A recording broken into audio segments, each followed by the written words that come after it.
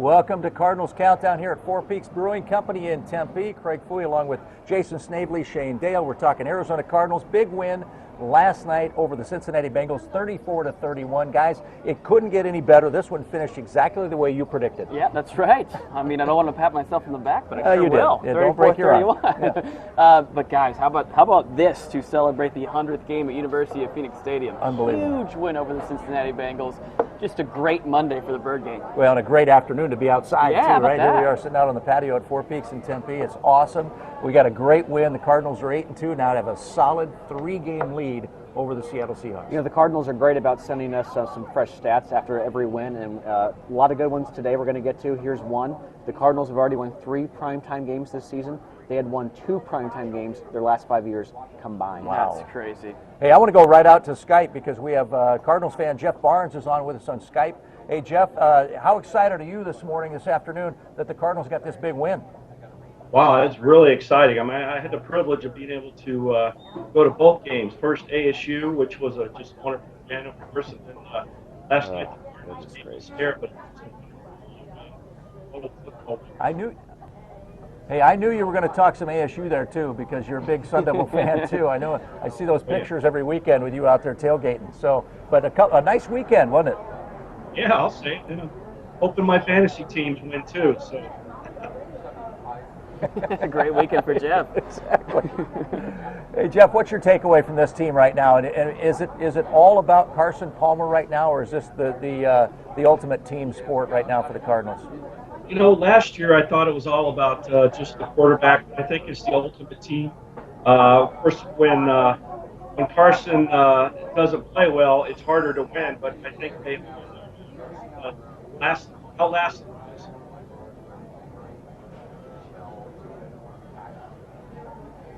And Jeff, I got to ask you this. I mean, during the bye week, of course, right at the halfway point of the season, there was so much talk about how they would start the second half of the schedule, which is obviously a lot tougher than that cupcake first half. How do you think they've started so far? Because you think they've started any better?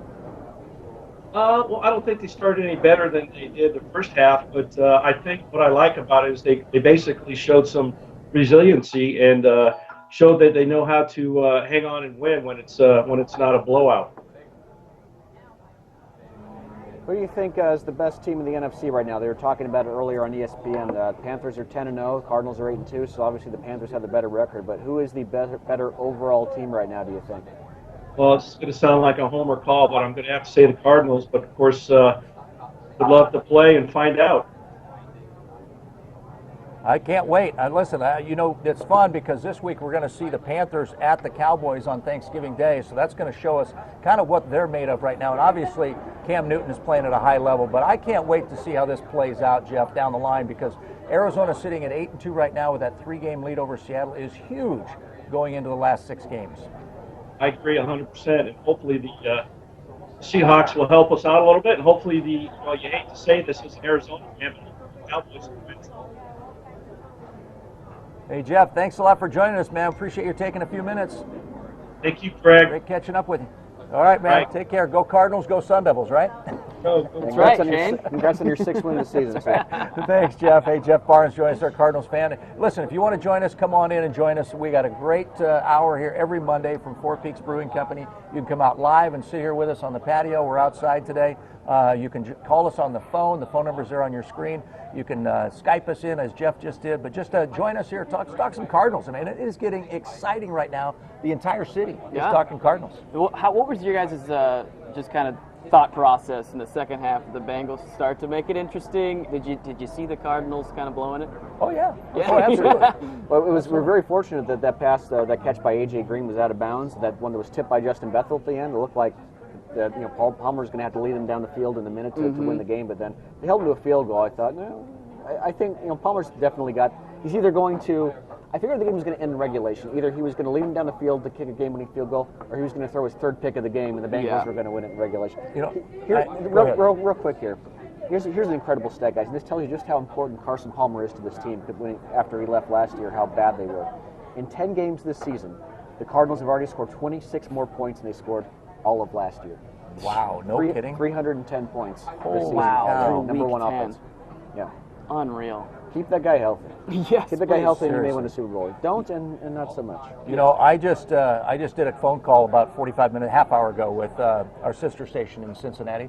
We talked with Ken Brew last Yeah. week. I talked to them on Tuesday. They called back, said, "Hey, you want to join us again?"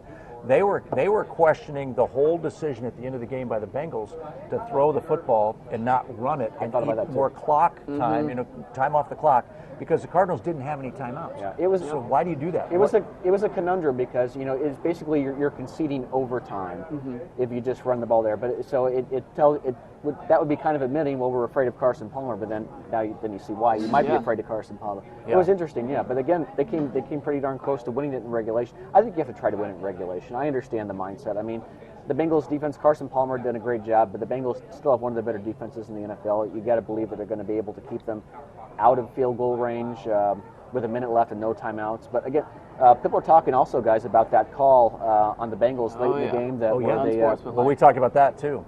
it's Marvin Lewis and the guy who I forget the name of the guy who committed the infraction said that was basically a load of BS. It's a he said, she said thing, and what the guys in Cincinnati were telling me a little bit ago was that apparently the Cardinals offensive linemen were complaining the whole game to the officials. Ted Larson in particular. Were complaining. And so the officials, rather than make that call in the first quarter, the second quarter, the third quarter, they wait until the game is on the line. Yeah. And the Cardinals have a chance and they're driving it. And then they call unsportsmanlike conduct. 15 yards gives the Cardinals a 32-yard field goal attempt instead of a 47. Here is obviously a very controversial call. Was it the right call? Yes. But here's the thing, If it was guys. happening. Is that a situation where you swallow your whistle like in basketball? Yes, Close game? absolutely. Well, first of all, the rule itself probably needs to be altered because what are they trying to get? They're trying to get a false start. What would that be? 5 yards. But if they get caught doing that, it's 15. Well, in that case, it was also a 10-second runoff in overtime because there were 6 seconds left in the game. So I guess it was a kind of a high-risk, high-reward situation, and the Bengals didn't get away with Here's it. the thing. Higher risk than reward. If you've been out there on the sidelines, even watching on the sidelines or been out as a player, this goes on all the time at every level. Defenses are trying to call their signals. They're trying to recognize formations. They're trying to get guys lined up. They're trying to call the slants, the stunts, all that kind of stuff, because very few teams are huddling anymore, so you don't have a lot of time to recognize formations. So the Cardinals come up on the line of scrimmage. You've got clocks ticking down. They're trying to make their calls. This goes on all the time. Is it bordering on unsportsmanlike conduct? Maybe, depending on the middle linebacker, the guy who's making the calls. Maybe it is, but it happens all the time. With Ted Larson standing up and pointing, he forced the officials to make a decision. Yeah. Right. He said, okay, are we calling false start or are we going to finally flag the Bengals for this? Which he was asked about that after the game because, he made that decision to stand up, making the risk. Would it be false start and basically the game's over? Yeah. And he said, and he was asked, were you kind of scared that was going to cost you the game? He used an expletive and said, yes. Blank yes. He was very scared about taking that risk, but it paid off. It paid off. It was unbelievable. I mean, we were watching last night, and 1:08 to go, and they tie it up, and you're thinking, man, the Cardinals are out of timeouts. They've used all those timeouts. That bad challenge that Arians had earlier in the quarter, and it was like, man, this is going to get ugly quick. It's going to overtime. And then they drive the length of the field, get that penalty, and kick the field goal, and it's over. Well, Andy Dalton had already had 3 fourth quarter comebacks already this season, so you figure it's just another one for Andy Dalton and the Bengals. But it's the thing with that last second call again, also, guys, is the Cardinals were already also in field goal range. Okay, it's not like that necessarily. 47, I think it was. No, it was 47 yards. And Catanzaro is perfectly capable of hitting one from there. Right. So it's a little overblown, like the Bengals definitely would have won otherwise. Yeah. But still, it's. Man, Ted Larson put his rear end out there, put it on the line right there, and if it had gone the other way, we'd be talking about something completely different. Then again, I did see a statistic where, in that range, 40 to 50-yard field goals, I think they convert 70-something%, as opposed to 90-something from. Oh, sure. So it's a bigger degree, and also it was Chandler Catanzaro's first ever game-winning field goal in the NFL. So obviously making it basically the length of an extra point as of this season took the pressure off him probably just a little bit. Yeah. No, this was huge, and the atmosphere out there was unbelievable, and it was so cool to see the fans and just the ecstatic excitement that they had. I mean, they were just going crazy out there. They were waiting for weeks for the Cardinals to have a home game. I think 4 weeks, and then I think maybe Carson Palmer was a little too jacked up at the beginning of the game, like Gerard Power said after the game, and threw a couple of picks. It got that out of his system. Calm down.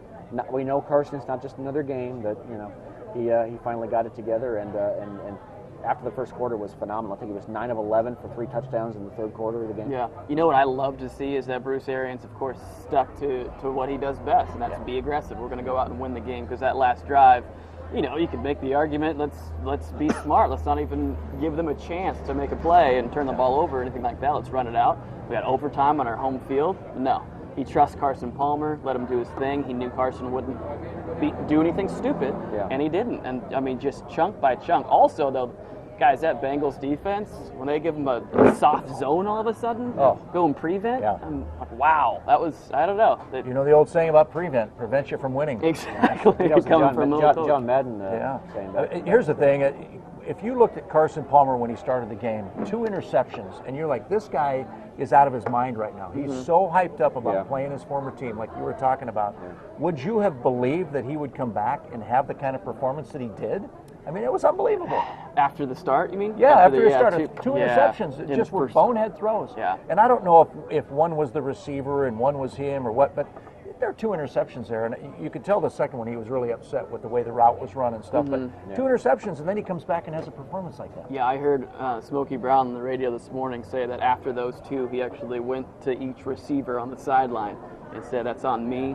We've got a lot of time left. We're going to win this ball game." So it's just a veteran right there. Guys, how about the rookie? How about J.J. Nelson last night? Man. Filled in for Michael Floyd, coming up with a big 64-yard touchdown catch to tie the game, and that set the tone for Carson Palmer's big third quarter. Had a big catch of that final drive to get things going in that last minute. Fitzgerald made a couple of nice catches after that, but Nelson got it going, and 3 plays, and boom, you're in field goal range right there. But J.J. Nelson, huge game for him. 142 yards for J.J. Nelson. Not bad for the rookie. Not bad. Oh, my gosh. Hey, Cardinal fans, ABC15.com, ABC15 Mobile, join in the conversation. Call us 602-685-3017. We will take your call. We won't be too brutal on you. We're all cheering for the Cardinals right now. 685-3017 or hashtag ABC15Cards. Get involved in the conversation. Shane keeps track of all the social media stuff, so we know what you're saying, what's going on. But join us or come out here live. Yeah, we're in a good mood. We're not great. Oh, my gosh. Beautiful weather out here. We got a great day. The Cardinals are 8-2. They're coming off a huge win. And the other thing we talked about early on, guys, all season, this is the first team the Cardinals really played that was a true challenge. Right. A team that was 8-1 coming in. Is that some shade at Seahawks fans right there? No, it's true though. We talk about this. The only team they had played prior to this with a winning record was the Steelers. They were 3-2 at that point, and they lost to the Steelers to their third straight quarterback. Yeah, to their third string quarterback. So this was the first real legitimate team, and we've talked about this. As a matter of fact, I just talked to our sister station in Cincinnati about it. When you look at the NFL this year, there's like 4 or 5 really good teams, and the rest are just mediocre and trash. That's true. There's a lot of separation. There's a big divide there between the handful of really good teams, the Patriots, the Panthers, the Cardinals. I still put the Bengals in there. And then there's a handful of you got a muddled middle, and then you got a handful of really, really bad teams as well. Well, right now, if the playoffs started today, the Giants would be in at 5-5. Right. That's ridiculous. And I just talked about this morning with one of our photographers who's a big Cowboys fan. The Cowboys are 3-7. They are still in the thick of the NFC East race. Now that Romo's back. Yeah. They run the table. They're probably in. What were they? You've 2-0 with them? Yeah, you've got 4 teams. Yeah, they were 2-0 with him, and then they won yesterday. 0-7 or something with Carolina 10-0, Arizona 8-2, Green Bay and Minnesota at 7-3. That's it. And then you go to 6-4 with the Falcons, and then you go down to 5-5. Oh boy, the Seahawks find a way to get in. The Seahawks are 5-5, just one game out. You know, we mentioned last night, Craig, that Week 17, the Cardinals play the Seahawks at home, and that might not be for the division, but that may be to prevent the Seahawks from getting into the playoffs, because if they get in, who's going to want to play the Seahawks? I know. You don't want to play a wild card Seahawks team. There's no way, especially with what Rawls did last night. Oh, yeah. Marshawn Lynch. Yeah, Marshawn Lynch is maybe out for the season with that hernia. But then you got this guy named Rawls who comes out and rushes for 209 yards. No one even really knew his name before yesterday. No, before a week ago.